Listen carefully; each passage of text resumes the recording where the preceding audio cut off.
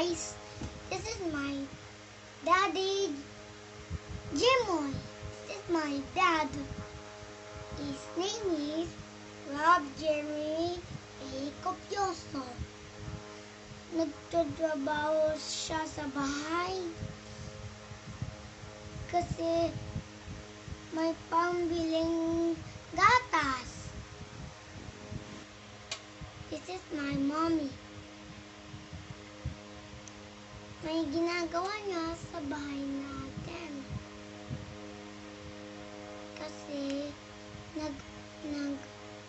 nagluluto ng pancake, naglilinap ng mga toys, at saka naghugas ng mga pinggan. My lola, and is cooking.